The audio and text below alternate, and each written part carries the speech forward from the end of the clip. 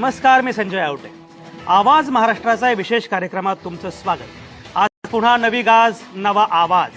सध्या एकूणच निवडणुकांची रणधुमाळी सुरू आहे. वांद्रे पूर्वचा निकाल लागला, राणे पराभूत झाल्याने ही सगळी चर्चा सुरू असताना आता नवी मुंबई आणि औरंगाबादमध्ये निवडणूक सुरू आहे. 22 तारखेला मतदान आहे.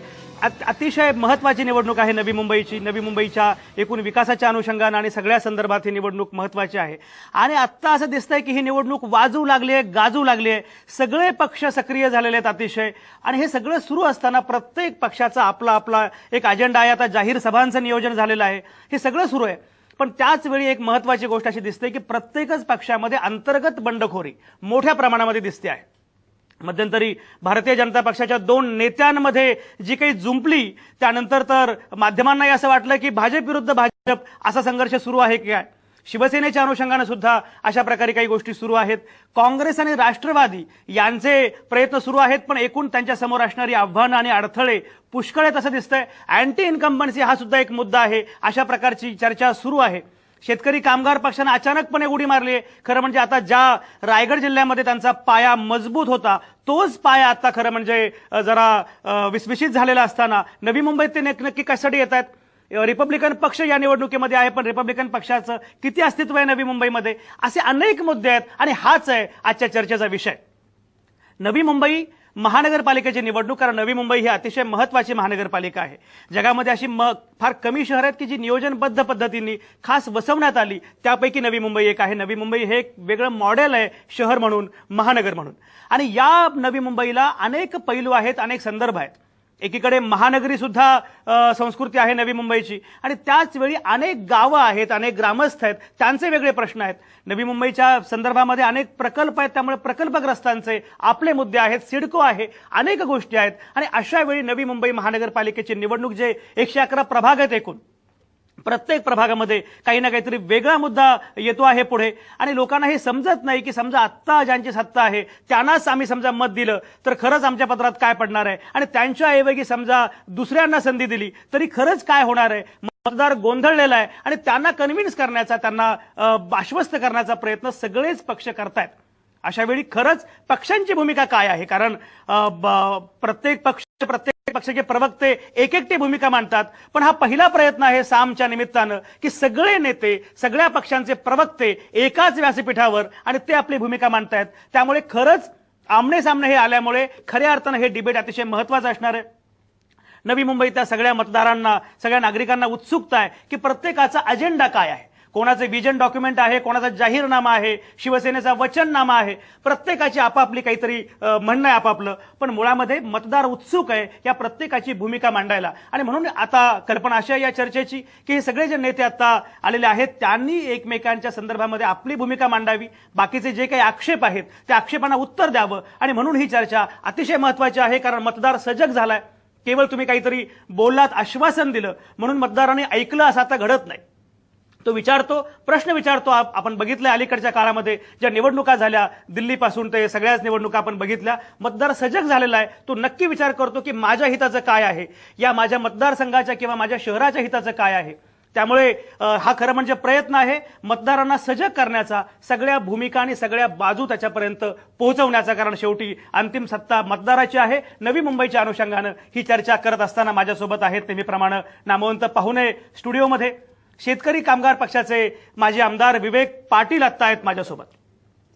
विवेक पाटील यांना मला विचारायचंय की खरंच तुम्ही 35 उमेदवार दिलेले आहेत 111 पैकी, मुळामध्ये एवढं यावं नवी मुंबईमध्ये असं का वाटलं, आणि जर यायचं असेल तर पूर्णच्या पूर्ण जागा तुम्ही का लढवल्या नाहीत. रिपब्लिकन पक्षाचे सिद्धराम ओवाळ आत्ता माझ्यासोबत आहेत. त्यांना मला विचारायचंय की खरंच रिपब्लिकन पक्षाची एकूण क्षमता किती आहे, काय भूमिका आहे. शिवसेना की जी आता वांद्रे पूर्वच्या निवडणूक निकालानंतर शिवसेनेचं मनोधैर्य उंचावलेलं आहे, त्या शिवसेनेचे उपनेते विजय नहाटा आपल्यासोबत आहेत स्टुडिओमध्ये. त्याचप्रमाणे भाजप आणि काँग्रेसचे सुद्धा प्रवक्ते आणि नेते लवकरच येतील या चर्चेमध्ये अशी अपेक्षा आहे. ही सगळी चर्चा सुरू करताना मला अगदी सुरुवातीला जायचंय विजय नहाटांकडे. विजय नहाटा, एक मला सांगा की आता ही नवी मुंबईची निवडणूक एका टप्प्यावर उभी आहे. तुम्ही अनेक सभांचं आयोजन केलंय. मला वाटतं 18ला उद्धव ठाकरेंची सभा आहे, 19ला मुख्यमंत्र्यांची सभा आहे. शिवसेना आणि भाजप एकत्र आलेले आहेत, त्याचा त्यांना कदाचित फायदा होऊ शकतो.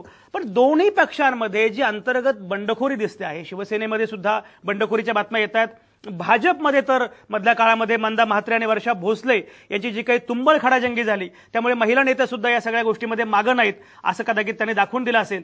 पण हे सगळं जे काही सुरू आहे त्याचा विपरीत परिणाम एकूण निकालावर होईल असं वाटतं का? काय म्हणणं आहे तुमचं? मला असं वाटतं की शिवसेनेमध्ये, मी शिवसेनेबद्दल बोलेल, मी भाजपबद्दल बोलणं उचित होणार नाही. शिवसेनेमध्ये 111 वॉर्डमध्ये उमेदवार आम्ही तयार केलेले होते आणि प्रत्येक वॉर्डमध्ये 2-2, 3-3 लोक इच्छुक होते. पक्षप्रमुखांनी युतीचा निर्णय घेतला भाजपच्या पक्षप्रमुखांबरोबर आणि अंतिमतः चर्चा होऊन 43 जागा भाजपला देण्यात आल्या. त्यामुळं भाजपचे जे वॉर्ड आहेत त्या वॉर्डमध्ये जे लोक इच्छुक होते त्यांच्यामध्ये थोडी नाराजी आली. हा पहिला टप्पा झाला. दुसरा टप्पा असा झाला की ज्यावेळी आम्ही अंतिमतः युती ठरल्यानंतर आमचे जे 68 वॉर्ड आहेत त्या ठिकाणी जी मंडळी तिकीट मागणार होती त्याच्यापैकी एकाला तिकीट मिळालं, राहिलेल्या 2-3 लोकांना तिकीट मिळालं नाही. त्यामुळे थोडीशी नाराजी आली. सुरुवातीला नाराजीचं प्रमाण खूप मोठं होतं. बरोबर. त्यानंतर सन्माननीय पालकमंत्री एकनाथजी शिंदे, लोकसभा सदस्य राजनजी विचारे आणि आम्ही असे सगळ्यांना बोलवून या सगळ्या लोकांशी चर्चा करून त्यातले जे सिरियस नाराज मंडळी होती त्याच्यापैकी 95% लोकांनी माघार घेतलेली आहे. आता तुम्ही ज्याचा वारंवार उल्लेख करता, चर्चा करता आहात, नाराज नाराज नाराज एकी केली वगैरे, त्याच्यापैकी नेते मंडळी जे आहेत ते कुणीही उभं राहिलेलं नाही. ज्यांनी फॉर्म भरले होते ते मागे घेतले आणि ज्यांना वॉर्डमध्ये लोक पहिल्यांदा नावं ऐकलेली आहेत त्यांना मोठं करण्याचा प्रयत्न विरोधी पक्षाच्या मदतीने केलेला आहे. आणि मी आपल्याला जबाबदारीने खात्रीपूर्वक विजय नाहटा, ठीक आहे, नाराजीवर तुम्ही काही मात केली असेल, पण एक भाजपचे लोक असं म्हणतायत की खरं म्हणजे शिवसेनेनं जागा वाटप करताना आमच्यावर अन्याय केला. अनेक जागा जिथे शिवसेनेचं अस्तित्व पण नाही त्या जागा मागून घेतल्या, त्याच्यामुळे भाजपच्याही जागा कमी होतील आणि शिवसेनेलाही ते जिंकता येणार नाही. जागा वाटपामध्ये हे जे काही झालेलं आहे त्याच्यामुळे थोडंसं युती धोक्यात आली आहे किंवा त्यांच्या जागा कमी होतील असं काहीतरी म्हटलं जात आहे. काय म्हणणं आहे? अजिबातच नाही. आपल्या माहितीसाठी सांगतो की 111च्या 111 वॉर्डमध्ये आमच्याकडे 2-2, 3-3 सक्षम उमेदवार होते. उलट अचानक युती झाल्यामुळे भाजपला थोडीशी अडचण झाली तर आमचे 4 उमेदवार जे होते ते उमेदवार आम्ही त्यांना दिले. कारण युती एकत्रित आहे. युतीमध्ये कुठल्याही प्रकारचा वादविवाद किंवा अजिबात कुठलाही असंतोष नाहीये. आम्ही रोजच्या रोज बसतो आहोत.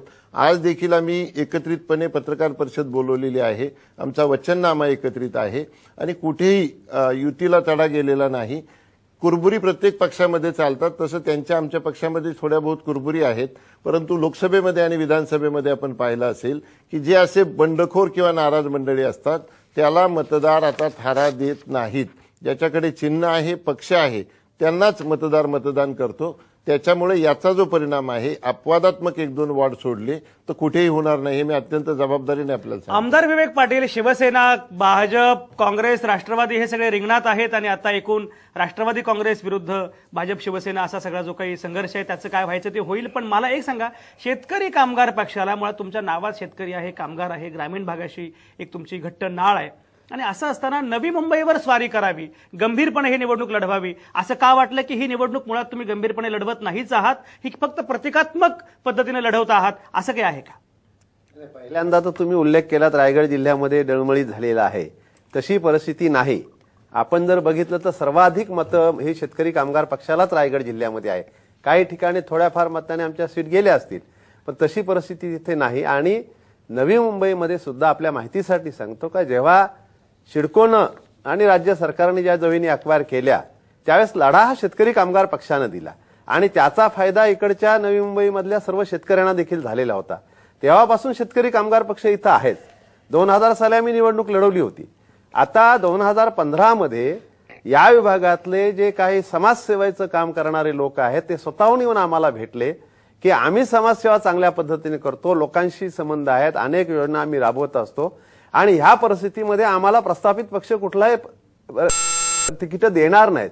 आम्हाला इथं बोलवण्यात आले आणि लोकांनी स्वतःहून आम्हाला या ठिकाणी बोलवलं. आम्ही या ठिकाणी आलो आणि विशेष करून दिल्लीचा जो निकाल लागला त्या निकालामध्ये आपण जर पाहिलं तर सर्वसामान्य लोकांचे प्रश्न सोडवण्यासारखे सामान्य माणसांना सुद्धा दिल्लीकरांनी निवडून दिलेले आहेत. तर त्याच पद्धतीनं आमच्याकडे जे लोक आज जे आम्ही उभे केलेले आहेत, घोषणा केली 111 जागांची, मग एवढ्या 35 जागा लढवल्या, काय कशामुळे तुम्हाला पुढे मागे यावं? वेळ अपुरा होता. लोक नाहीत आमच्या विचाराची किंवा आम्हाला मानणारे असे नाहीत, पण अपुऱ्या वेळेमुळे आम्ही त्यांच्यापर्यंत पोहोचू शकलो नाही. एक आणि दुसरी गोष्ट, आम्ही सरसकट कुणालाही तिकीटं दिलेली नाहीत.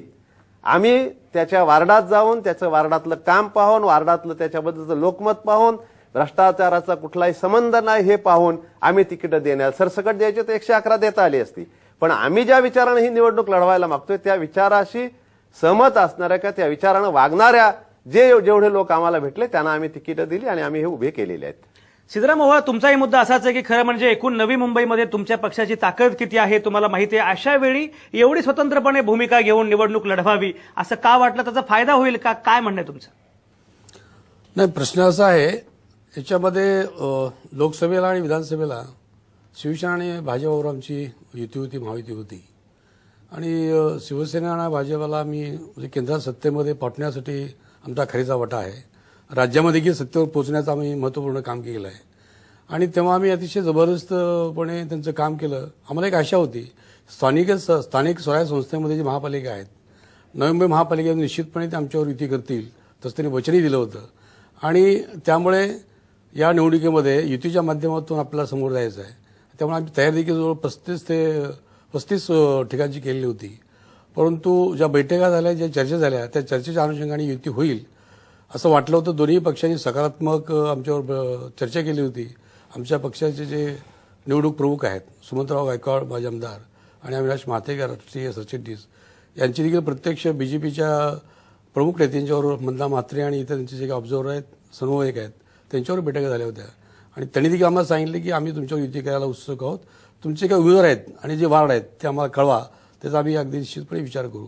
शिवसेनेकडे सुद्धा आम्ही नटासाहेब यांच्याकडे ती आम्ही यादी दिली होती. आम्ही किमान अशी आमची अपेक्षा होती की दोन्ही पक्ष आम्हाला, दोघांना आम्ही मत केलेलं आहे, तेव्हा दोघे आम्हाला सीट सोडतील. ती चर्चा आणखी सुरू आहे शिवसेनेच्या बरोबर. आज अंतिम त्याची काय चर्चा होणार आहे आणि त्यामध्ये एक चांगला पॉझिटिव्ह निर्णय हा निश्चितपणे होईल. रामदासजी आठवले साहेब सुद्धा या सगळ्या परिस्थितीकडे पाहत आहेत. आज स्वतः रामदासजी आठवले साहेब रिपब्लिकन पार्टी ऑफ इंडियाचे जे काही 14 उमेदवार आहेत यांच्या प्रत्यक्ष प्रचारासाठी ते 6 ते 10 अशी 4 तास नवी मुंबईत आहेत. आणि बरोबर. विजय नाडा ते म्हणतात चर्चा सुरू आहे. काय तुमच्या पक्षाची भूमिका आहे एकूण रिपब्लिकन पक्षाबद्दल? ओव्हाळ साहेब म्हटले त्याच्याशी मी सहमत आहे. लोकसभेमध्ये आणि विधानसभेमध्ये निश्चितपणानं आरपीआयच्या लोकांनी आम्हाला मदत केली. आमच्या विजयामध्ये निश्चितपणे त्यांचा वाटा आहे. विधानसभेला भाजपबरोबर आठवले साहेबांच्या गट आरपीआयची युती झालेली असल्यामुळे जेव्हा आमची आणि भाजपची चर्चा चालू होती त्यावेळी असं ठरलं की आमचे जे कोणी असतील सहकारी त्यांना आम्ही तिकीटं द्यायची, तुमचे सहकारी असेल तुम्हाला तिकीट द्यायचं. अदरवाईज तो औचित्यभंग झालेला असता. एक राजकारणामध्ये काही गोष्टी पाळाव्या लागतात म्हणून आम्ही त्याच्यामध्ये इंटरफिअर केला नाही. परंतु आज देखील ओव्हाळ साहेब आम्ही लोकल लेवलला एकत्रितपणे काम करत आहोत आणि आज चर्चा झाल्यानंतर जो निर्णय होईल त्याच्याप्रमाणे त्यांना. सिद्धराम ओव्हाळ, मला एक सांगा, आता एकूण भाजप, शिवसेना आणि तुमचा रिपब्लिकन पक्षाचा आठवले गट हे सगळे एकत्र होते, पण अलीकडच्या काळामध्ये काहीतरी बिनसलंय आणि थोडासा रिपब्लिकन पक्ष नाराज आहे असे एकूण संकेत मिळत आहेत किंवा अशी एक चर्चा असते. काय म्हणणं आहे तुमचं? ही गोष्ट खरी आहे, कारण का आमच्या पक्षाचे राष्ट्राध्यक्ष रामदासजी आठवले साहेब यांना केंद्रामध्ये मंत्रिपद देण्याच्या संदर्भामध्ये त्यांनी वचन दिलेलं होतं आणि ते वचन काही पूर्ण झालेलं नाही. त्यामुळे ते एक आंबेडकरी समाजामध्ये आरपीआय रिपब्लिकन पार्टी ऑफ इंडियाच्या कार्यकर्त्यामध्ये प्रचंड नाराजी आहे. तर मध्यंतरीच्या काळामध्ये असं ठरलं होतं की त्यांनी इथे महाराष्ट्रामध्ये यावं, महाराष्ट्रात एक चांगलं मंत्रिपद घ्यावं. परंतु देशाच्या राजकारणामध्ये संसदेमध्ये रामदासजी आठवले असणं ही अतिशय महत्त्वाची बाब आहे आणि म्हणून त्या ठिकाणी खासदारकीचा राजीनामा देऊन या ठिकाणी मंत्रिपदासाठी महाराष्ट्रामध्ये येणं हे अतिशय चुकीचं होतं. त्याच्यामुळे एकंदरीत समाजामध्ये एक नाराजी आहे. या ठिकाणी ज्या मगाशी मी सांगितलं की सत्तेमध्ये, सेंट्रलमध्ये आणि राज्यामध्ये सत्तेत पोहोचण्यासाठी आमची महत्त्वाची जबाबदारी मी पूर्ण केली आहे. रिपब्लिकन पक्ष जो आहे तो शिवसेनेकडे कधी जात नव्हता, बीजेपीकडे जात नव्हता. हे डायव्हर्शन जे आहे की रामदास आठवले यांनी अनेकाशी चर्चा करून, विद्वान असतील, साहित्यिक असतील, सर्व स्तरातील लोक असतील, या सर्व स्तरातील लोकांशी कॉन्टॅक्ट करून त्यांच्याबरोबर चर्चा करून एक धाडसी निर्णय घेतला होता की शिवसेना आणि बीजेपीवर आपला जायचं आहे. आणि त्यामुळे धाडसी निर्णय घेतल्यानंतर मोठ्या प्रमाणामध्ये शिवसेना आणि भाजपाच्या पाठीमागे रिपब्लिकन पक्षाची मतं ही गेलेली आहेत आणि हे झाल्यानंतर जर त्यांना मंत्रिपद मिळत नसेल तर निश्चितपणे ती नाराजी आलेली आहे. बरोबर, नाराजी आहे आणि आठवल्यांचं मंत्रिपद हा खरं म्हणजे फार महत्त्वाचा संवेदनशील मुद्दा रिपब्लिकन पक्षासाठी असतो नेहमी. त्यामुळे त्या मुद्द्याच्या अनुषंगानं त्यांची काही नाराजी असेल. दशरथ भगत आत्ता आलेत, काँग्रेसचे जिल्हाध्यक्ष आहेत आणि आता या निवडणुकीमध्ये सक्रिय आहेत. मला एक सांगा दशरथ भगत, काँग्रेस या निवडणुकीमध्ये एकूण सगळं जर आपण बघितलं की शिवसेना आहे, भाजप आहे, राष्ट्रवादी आहे आणि काँग्रेस आहे, हे समजा 4 प्लेयर्स आपण गृहीत धरले तर काँग्रेस जरा जास्त दुबळी आहे असं काहीतरी वाटतंय, काँग्रेसचा प्रभाव कमी आहे असं एक एकूण चित्र आहे. तुम्ही काँग्रेसचे नेते म्हणून, काँग्रेसचे जिल्हाध्यक्ष म्हणून काय या निवडणुकीकडे कसं बघताय, काय म्हणणं आहे? ह्या ठिकाणी आम्ही अजिबात दुबले नाही आहोत. नवी मुंबई महानगरपालिकेमध्ये राष्ट्रवादीची सत्ता, विरोधक म्हणून काँग्रेस आणि शिवसेना या ठिकाणी. परंतु जनतेचे अनेक जे प्रश्न तुमची शिवसेनेसोबत छुपी युती असं म्हणतात? अजिबात नाही, अजिबात नाही. तुम्ही एकदम या ठिकाणी नानासाहेबांच्या शेजारी बसलेला या आहात. ठिकाणी जे का आम्ही जनतेच्या हितात धरणे आंदोलन केले, जे का धडक मोर्चे काढले, जनतेच्या हितात जो डॉक्टर बाबासाहेब आंबेडकर साहेबांचा स्मारक जो अर्धवट आहे त्याचे लाक्षणिक उपस्थित, अनेक जे ज्या रस्त्यावर आम्ही सभागारात या ठिकाणी जनतेच्या हितासाठी सभागृहात लढा केला, सभागृहाच्या बाहेर लढा केला, धरणे आंदोलन मोर्चे काढले, त्यावेळेला शिवसेना कुठे होते? शिवसेने कुठेच दिसली नाही या ठिकाणी. म्हणून प्रमुख विरोधाची भूमिका म्हणून या ठिकाणी काँग्रेस पक्षाने त्या ठिकाणी बजावलेली आहे. हे नक्की आणि सत्य आहे. आपण शिवसेना विचारा, शिवसेना विचारा की आपण जनतेच्या हितासाठी विरोधक म्हणून किती वेळ रस्त्यावर आले, विचारा. एक प्रश्न विचारा त्यांना. नानासाहेब तुम्ही आता सांगताय मी आम्ही हे करू ते करू, विरोधक म्हणून किती वेळा रस्त्यावर आलात? आता दशरथ भगत विचारतायत. मला असं वाटतं की शिवसेनेची या शहरामधली ताकद किती आहे आणि शिवसेना सत्ताधाऱ्यांच्या विरुद्ध किती आक्रमकपणे लढलेली आहे हे वेगळं सांगण्याची गरज नाही. आणि त्यामुळंच अनेक काँग्रेसचे देखील त्यांचं म्हणणं वेगळं सांगण्याची गरज नाही, वेगळं सांगा असं त्यांचं म्हणणं सांगतो ना, आहे. मी किती वेळा रस्त्यावर आलात? सांगतो ना. सफाई कामगारांचा प्रश्न असेल, एक आता साहेबांनी जो शिक्षकांचा प्रश्न असेल, जे प्राणांतिक उपोषणाला बसलेले असतील तो प्रश्न असेल, कचऱ्याचा प्रश्न असेल, बरोबर. ठाणे बेलापूरचं काम होत नसेल तो प्रश्न असेल, बरोबर. असे अनेक प्रश्नाच्या बाबतीमध्ये त्यावेळी ज्या ज्या घटना घडल्या त्या घटनेच्या वेळी शिवसेनेनेच मोठा आवाज उठवला आणि म्हणूनच शिवसेनेला इतक्या मोठ्या प्रमाणावर समर्थन लोकसभा आणि विधानसभेला मिळालं. दशरथ भगत काय म्हणणं आहे? या ठिकाणी माननीय नाटा साहेब या ठिकाणी शिवसेनेचे नेते म्हणून बोलत नाही तर आयुक्त म्हणून त्या ठिकाणी ते बोलतात. कारण या ठिकाणी जे अतिक्रमण घोटाळ्यामध्ये MK मडवी जे अतिक्रमण घोटाळ्यामध्ये ज्याच्या हातात बेड्या घातल्या त्यावेळेला आयुक्त नाटासाहेब होते आणि आज त्याच्या गळ्यात फुलाची माळ टाकली आणि त्यांना पक्षात घेतले. हेच नाटासाहेब. नाटासाहेब मित्र मला हे समजत नाही. बोला मला हे समजत नाही. प्रॉब्लेम असा झाला आहे की इंदिरा काँग्रेस त्यांचे कुठले आहे काँग्रेस आहे त्यांच्याकडे मुद्दा राहिला नाही, नगरसेवक राहिलेले नाहीत. म्हणून शिळ्या कडीला ऊत देण्याचा जो प्रकार आहे तो ऊत देण्याचं काम चालू आहे. शिवसेनेचे आय काँग्रेसचे सगळेच नगरसेवक 1-2 अपवाद वगळता सेनेमध्ये आलेले आहेत, मोठ्या ताकदीने उभं आहेत. आणि हे जे बोलतायत की त्यांनी जी काही चूक केली असेल त्याचे परिणाम त्याला कोर्टामार्फत भोगले जातील, निर्दोष असेल तर निर्दोष सुटेल. त्यावेळी मी आयुक्त म्हणून काम करत होतो, त्यावेळी जो रोल होता माझा तो रोल मी केलेला आहे. आज देखील एक पक्षाचा नेता म्हणून, उपनेता म्हणून यामध्ये माझा जो रोल आहे तो मी माझ्या पद्धतीने प्रामाणिकपणे पार पडतो आहे. हे मिक्स करून विषय काहीतरी 10 वर्षापूर्वीचा काढायचा एवढंच काँग्रेसच्या हातामध्ये जनतेसाठी रस्त्यावर कधीच उतरलं नाही म्हणून जे मिळेल ते घेत राहायचं ही भूमिका जनतेसाठी रस्त्यावर उतरावं. या ठिकाणी काँग्रेस पार्टी अनेक वेळा जनतेसाठी रस्त्यावर उतरलेलं आहे आणि पत्रकारांचा जो लढा आहे या ठिकाणी तो लढा मग महानगर गॅस या ठिकाणी महानगर गॅसचा जो प्रश्न आहे त्या ठिकाणी धरणे आंदोलन करून आणि त्या ठिकाणी तो प्रश्न आम्ही मार्गी लावलेला आहे. अनेक प्रश्न त्या ठिकाणी मार्गी रस्त्यावर सभागृहामध्ये देखील सुद्धा सत्ताधाऱ्यांच्या विरोधात या ठिकाणी आम्ही त्या ठिकाणी आवाज उठवलेला आहे. हे नाकारता येत नाही आम्ही विरोधक म्हणून, पण शिवसेना आणि काँग्रेसचे या ठिकाणी शिवसेनेने ज्या पद्धतीने विरोध करायला पाहिजे होता त्या ठिकाणी विरोध कधीच केला नाही. त्याच्यामुळे सत्ताधारी आणि या ठिकाणी शिवसेना म्हणून त्यांच्यापेक्षा नक्कीच या ठिकाणी आम्ही जनतेचे प्रश्न चांगले सोडवू अशी आम्हाला या ठिकाणी आशा वाटते. बोला नाटासाहेब. मला असं वाटतं की त्यांनी जी केस सांगितली तोच जर मुद्दा त्यांनी लागू करायचा तर ज्यांच्यावर केस आहे त्यांना तुम्ही राज्याचं प्रमुख केलेलं आहे, त्याचं काय उत्तर आहे मला कळत नाहीये. मला वाटतं हे विषय जे आहेत ना, शिळ्याकडीला ऊत देऊ नका. महापालिकेच्या मध्ये सत्ता आल्यानंतर आपण कशा प्रकारची डेव्हलपमेंट करूया, या भागातल्या लोकांना कशा प्रकारे रिलीफ देऊ शकतो, तुम्ही आणि आम्ही या शहरामधली भ्रष्टाचाराची जी सत्ता होती ती उलटून टाकण्यासाठी एकत्र आलो होतो, तसं डेव्हलपमेंटमध्ये आपण एकत्र येऊन पुढे कसं जाऊ याचा विचार करणं गरजेचं आहे असं मला वाटतं. नाही, ह्या ठिकाणी बोला बोला.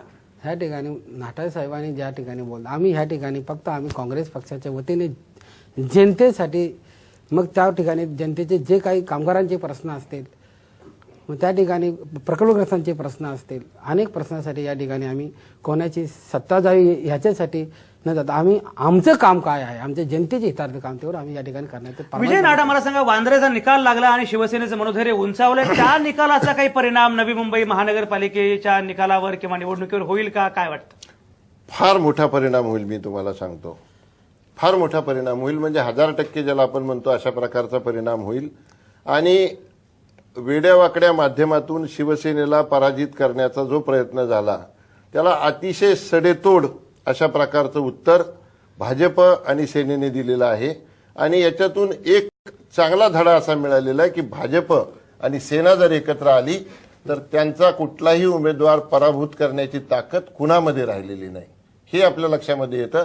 आणि याचं फार मोठ्या प्रमाणावर आमच्या कार्यकर्त्यांना चार्ज करण्याचं काम या बांद्र्याच्या निकालाने केलेलं आहे. तेच आता काँग्रेसबद्दल पण आहे की काँग्रेसमध्ये काँग्रेसचे नारायण राणेंसारखा दिग्गज नेता दुसऱ्यांदा पराभूत झाला, वांद्रे निवडणुकीचा निकाल लागला, काँग्रेस खचली आहे, काँग्रेस निष्प्रभ झाली आहे, असं काही झालंय का? असं काय नाही. ह्या ठिकाणी ही जी निवडणूक होती ही भावनेची निवडणूक झालेली आहे, विकासासाठी निवडणूक झालेली नाही. या ठिकाणी आम्ही ठामपणा या ठिकाणी पण तुमचे नारायण राणे म्हणाले की लोकांना विकास नकोय, असं वाटतं का तुम्हाला? ह्या ठिकाणी जे भावनात्मक मतदान झालेलं आहे, विकासात्मक मतदान झालेलं नाही. या ठिकाणी आम्ही आवर्जून सांगायला सांगतो या ठिकाणी. नाही, पण विकासात्मक जर मतदान म्हणून या होत नसेल तर ऐका, दोन नवी मुंबईमध्ये महानगरपालिकेची ऐका नवी मुंबईमध्ये तरी विकासाला मतदान होईल का? ह्या ठिकाणी नवी मुंबईला या ठिकाणी काँग्रेस पक्षाची सत्ता तर नव्हतीच.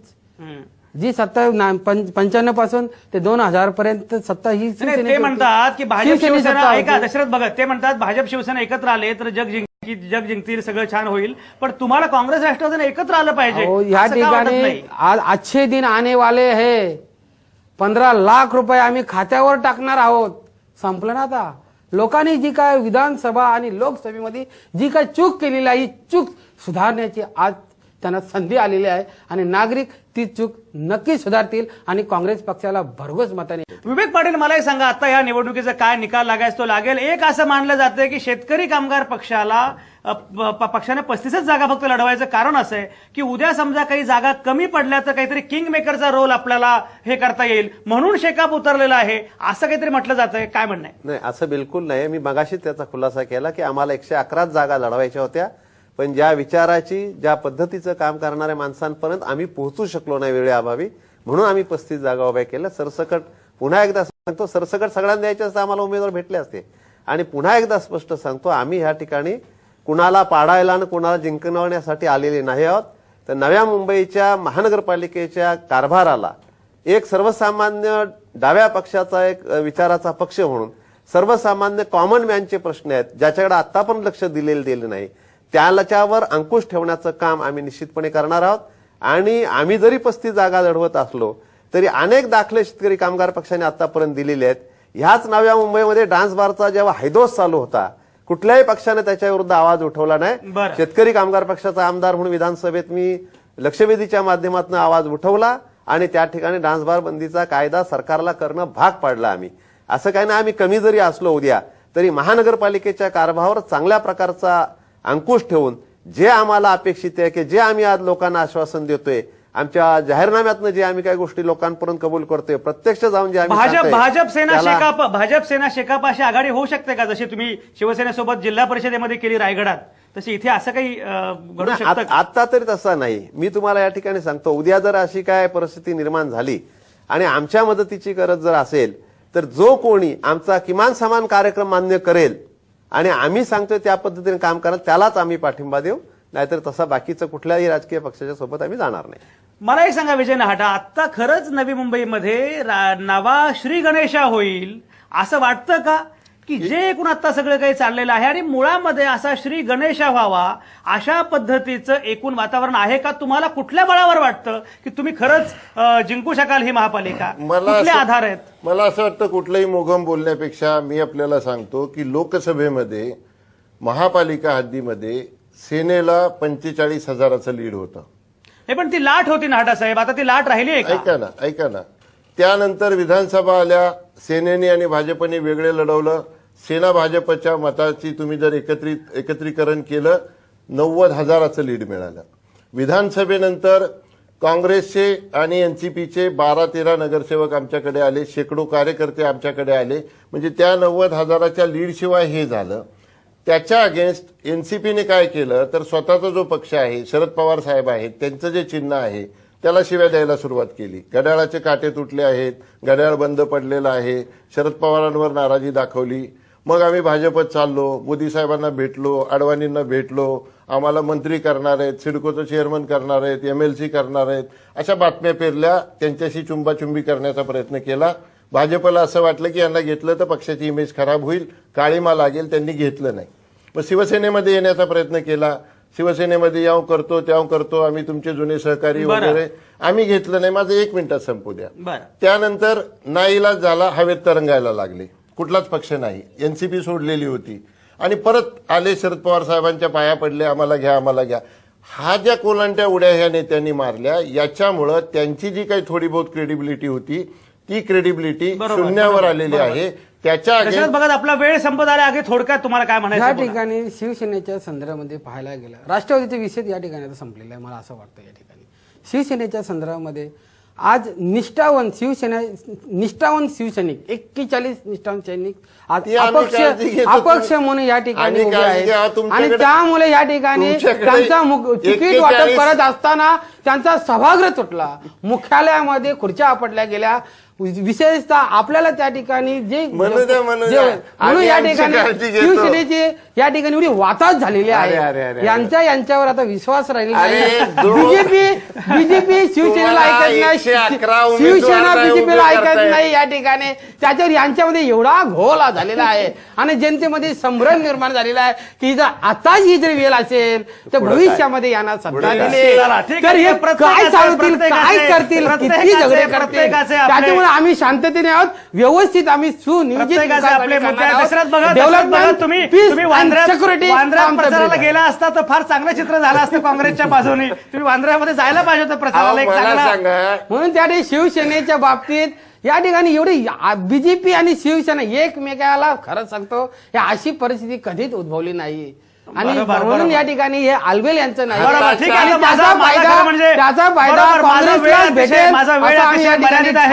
माझा वेळ दशरथराव मर्यादित आहे, पण कारण हॉस्पिटलच्या आरोग्याच्या सेवेसाठी दशरथ माझा वेळ संपलेला आहे आणि खरं म्हणजे ही चर्चा अशीच फार महत्वाची आहे. शेवटी असं की घोडा मैदान जवळ आहे आणि तुम्ही सगळे कितीही दावे केले, प्रतिदावे केले तरी सुद्धा मतदार ठरवणार आहे, कारण हे पब्लिक है, ये सब जानती है. त्यामुळे तुमचे सगळ्यांचे प्रत्येकाचे आपापले आखाडे काय आहेत, आडाखे काय आहेत आणि काय काय चाललेलं आहे, छुपी असेल, उघड असेल, युती असेल नसेल, पण काय काय चाललंय प्रत्येकाचं ते मतदार बघतो आहे. विकासाच्या अनुषंगानं तुमचं जे धोरण आहे किंवा जो वचननामा, जाहीरनामा, विजन डॉक्युमेंट जे काही असेल त्याच्याबद्दल सुद्धा तुम्ही किती गंभीर आहात हे सगळं मतदार बघतो आहे आणि त्यामुळे त्याला असाच पक्ष पाहिजे, असंच नेतृत्व हवंय की जे खरंच नवी मुंबईला एका नव्या दिशेनं नेऊ शकेल. आज थांबूया इथंच. सगळ्या नामवंत वक्त्यांचे, सगळ्या राजकीय पक्षांच्या प्रवक्त्यांचे अतिशय मनापासून आभार. तुमच्या आतल्या आवाजासह पाहत आणि ऐकत रहा आवाज महाराष्ट्राचा.